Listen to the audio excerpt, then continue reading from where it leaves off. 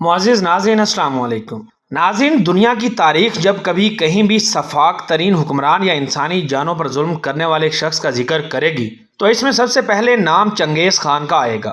چنگیز خان اس خوف کا نام ہے جسے کئی صدیوں کے بعد آج بھی اسی طرح محسوس کیا جاتا ہے جیسے اس دور میں محسوس کیا جاتا تھا۔ چنگیز خان کے مظالم کی داستانیں اتنی وسیع ہیں کہ مورخین کے قلم لہو اگل کر بھی کہتے ہیں کہ ابھی اس کا ایک باب بھی مکمل نہیں ہوا۔ اور چنگیز خان کسی ایک انسان کا نام نہیں بلکہ ظلم و جبر کی اس لکیر کا نام ہے جسے کروڑوں انسانوں کے خون سے کھینچا گیا تھا۔ مگر کیا آپ جانتے ہیں کہ چنگیز خان تاریخ کا ظالم ترین انسان کیسے بنا اور وہ کون سے عوامل تھے جن کی بنا پر چنگیز خان نے لاکھوں کروڑوں لوگوں کو قتل کیا؟ چنگیز خان کی پیدائش کے وقت کیا پیشن گوئی کی گئی تھی؟ چنگیز خان کی موت کیسے واقع ہوئی؟ اور چنگیز خان کی زندگی کی مکمل داستان آج کی ویڈیو کا موضوع سخن ہے۔ اور آج ہم آپ کو دنیا کی تاریخ کے ظالم ترین شخص چنگیز خان کی زندگی کے حیران کن حقائق کے بارے میں بتائیں گے۔ مگر ویڈیو میں آگے بڑھنے سے قبل آپ سے گزارش ہے کہ اگر آپ ہمارے چینل پر نئے ہیں تو ہمارے چینل کو سبسکرائب کر لیں۔ یہاں آپ کو بالخصوص اسلامک ہسٹری اور بالعموم دنیا بھر کی منفرد معلومات پر مبنی ویڈیوز ملتی رہیں گی۔ ناظرین، شاہراہ گوپی کے شمال میں دریائے کرولین اور دریائے اونان کی زرخیز وادیوں میں ان گنت قبائل آباد تھے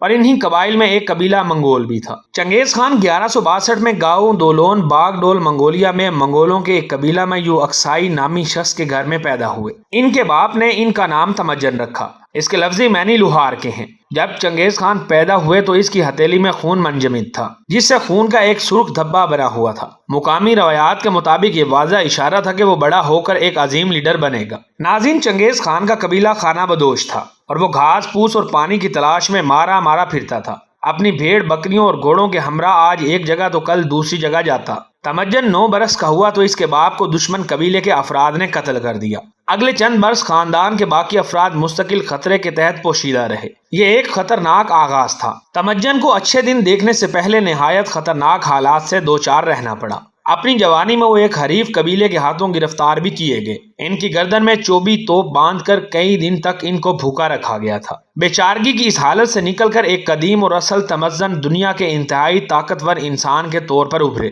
ناظرین، منگول وحشی قسم کے اشعاری اور خانہ بدوش تھے جن کو انسانیت کا بالکل بھی پتہ نہیں تھا۔ کیونکہ یہ علاقہ برفانی تھا اس لیے انہیں برف باری اور سردی سے بچاؤ کے لیے کھالوں کی ضرورت پڑتی تھی جس کے لیے یہ لوگ چھپ کر گھات لگا کر جنگلی گھوڑوں اور 12 سینگوں کا شکار کیا کرتے تھے۔ سردی سے بچنے کے لیے جانوروں کے گوشت کے ساتھ ساتھ ان کی آنتیں بھی کھا لیتے اور خون تک بھی پی لیتے تھے۔ جس وقت تمدن پیدا ہوا اس وقت اس کی قوم سینکڑوں خاندانوں میں بٹی ہوئی تھی اور اس کا اپنا قبیلہ بھی اس سے ناراض تھا۔ ابھی یہ لڑکا بہت چھوٹا تھا کہ اس کے باپ کو دشمنوں نے زہر دے کر ہلاک کر دیا تھا۔ اس طرح یہ لڑکا اپنی بیوہ ماں کے زیر سایہ اپنے دوسرے بہن بھائیوں کے ہمراہ پروان چڑھتا رہا۔ اس کی ماں اکثر راتوں کو اس کو اپنے پاس بٹھا کر اس کے آباء و اجداد کی بہادری اور جنات کے واقعات سناتی تھی۔ یہی وجہ تھی کہ تمجن بچپن سے ہی نڈر اور بہادر تھا۔ ناظرین، چنگیز خان کی زندگی میں جس واقعے نے اسے اشتعال دلایا اور جس واقعے کو یہ کہا جاتا ہے کہ اسی واقعے کی وجہ سے چنگیز خان ظالم اور جابر بنا، وہ واقعہ اس کی بیوی بورتا خاتون کا اغوا ہونا تھا۔ وسطی ایشیا کے قبائلی معاشرے میں عورتوں کا اغوا معمول کی بات ہوتی تھی۔ خود چنگیز خان کی ماں کو اس کا باپ بھی اغوا کر کے لایا تھا اور پھر بعد میں اس سے شادی کی تھی۔ چنگیز خان کی بیوی بورتا خاتون کو کوئی دشمن قبیلہ اٹھا کر لے گیا۔ چنگیز خان اپنی بیوی سے بے پناہ محبت کرتا تھا۔ کہا جاتا ہے کہ چنگیز خان کی بیوی کو دشمن نے چراغاں سے اٹھایا تھا اور پھر کافی عرصے تک یرے غمال بنا کر رکھا۔ چنگیز خان کی بیوی بہت خوبصورت بھی تھی جس کی رہائی کے لیے چنگیز خان نے اس قبیلے پر بہت حملے بھی کیے اور اس طرح اپنی بیوی کو رہا کرنے میں کامیاب ہو گیا۔ چنگیز خان کا انقلاب اصل میں اپنی بیوی کی رہائی اور اپنے باپ کے انتقام سے شروع ہوتا ہے اور پھر یہ قہر کی صورت میں دنیا کو تہوبالا کرتا دکھائی دیتا ہے۔ ناظرین، جب 1175 کو چنگیز خان اپنے قبیلے کا سردار بنا تو دیگر قبائل سے اس کی چپکلش شروع ہو گئی۔ اس نے تمام تر قبائل اور حلقوں کو اپنے زیر اثر کرنے کی بھرپور کوشش کی۔ ناظرین، چنگیز خان نے باقاعدہ طور پر منگول سلطنت کو ایک مضبوط سلطنت کے طور پر متعارف کروایا۔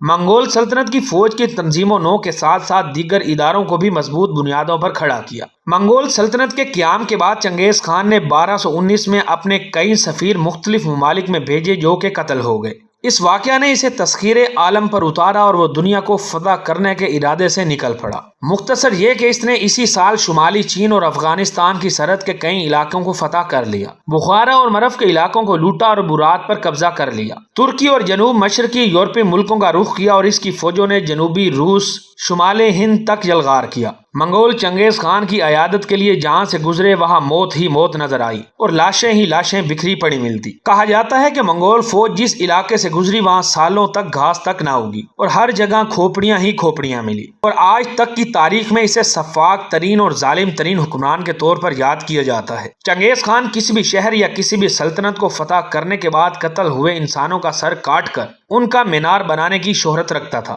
اس کے بعد ان کھوپڑیوں کا پیالہ بنا کر اس میں شراب پینے کی روایت بھی اسی نے ڈالی، اور اسی روایت کو ہلاکو خان نے کئی دہائیوں تک جاری رکھا۔ ناظرین، چنگیز خان کے ظلم و جبر کا نشانہ بننے والوں میں سب سے زیادہ مسلمان اور چین کے لوگ تھے۔ مورخین کے نزدیک چنگیز خان نے قتل و غارت کا بازار اس لیے بھی گرم کیا تھا کہ دنیا اسے یاد رکھے، کیونکہ چنگیز خان کہا کرتا تھا کہ اچھائی کی کوئی آواز نہیں ہوتی جبکہ برائی بہت دور تک سنی جاتی ہے، لہٰذا اس نے بڑی شہرت کا انتخاب کیا اور تاریخ کے سفاک ترین شخص کا صحرا اپنے سر سجایا۔ ناظرین، چنگیز خان نہ صرف انسانوں کا دشمن تھا بلکہ اس کی تباہی سے علم تک محفوظ نہ رہا، اور بغداد پر حملہ کے بعد چنگیز خان نے مسلمانوں کی قدیم کتابوں کے ہزاروں نادر نسخے نظر آتش کر دیے اور بہت سی کتب دریا میں بہا دی، جن کی تعداد کا اندازہ اس بات سے لگایا جا سکتا ہے کہ کئی دن تک ان کتابوں کی سیاہی کے باعث دریا کا پانی سیاہ رہا۔ ناظرین، چنگیز خان اور اس کی نسل اس قدر جابر اور خون کی پیاسی کیسے ہو گئی؟ محققین نے ان کی نفسیات کا تجزیہ کرتے ہوئے انوکھی بات بتائی،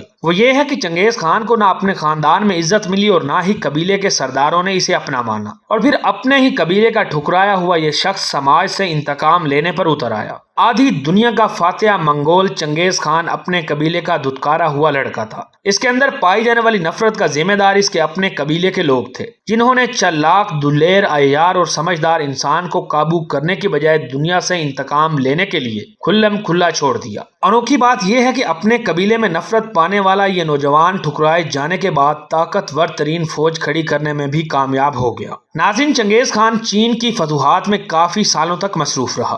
18 اگست 1227 کو چین کی فتح میں مصروف تھا کہ چنگیز خان بیمار پڑ گیا اور اسی بیماری کی حالت میں فوت ہو گیا۔ اس کی وفات کے بارے میں کئی کہانیاں مشہور ہیں۔ ایک کہانی کے مطابق یہ ایک دن شکار کر رہا تھا کہ اچانک گھوڑے سے گرا اور شدید زخمی ہوا اور بعد میں زخموں کی تاب نہ لاتے ہوئے وفات پا گیا۔ ایک اور کہانی کے مطابق پنچوان کے علاقے سے کچھ شہزادیاں کنیزیں بن کر چنگیز خان کے حرم میں لائی گئیں، جن میں سے ایک کنیز نے موقع پا کر زہریلے خنجر سے چنگیز خان پر اتنے وار کیے کہ وہ سنبھل نہ سکا، اور ایک روایت یہ بھی ہے کہ چنگیز خان کو پنچوان کے علاقے کے محاصرے میں تیر لگا تھا جو مہلک ثابت ہوا، تاہم معتبر روایت کے مطابق وہ بیماری کی وجہ سے مرا۔ وفات کے بعد چنگیز خان کی میت کو اس کے آبائی گاؤں لایا گیا، جہاں اس کی وصیت کے مطابق اس کو کسی نامعلوم مقام پر دفن کر دیا گیا۔ اس کی اولاد نے اس کے مقبرے پر ایک یادگار بنوائی جو آج بھی قائم و دائم ہے، لیکن وہ یادگار ایک دوسری جگہ پر ہے۔ عام طور پر یہ یقین کیا جاتا ہے کہ اس کی قبر کسی کو معلوم ہی نہیں ہے۔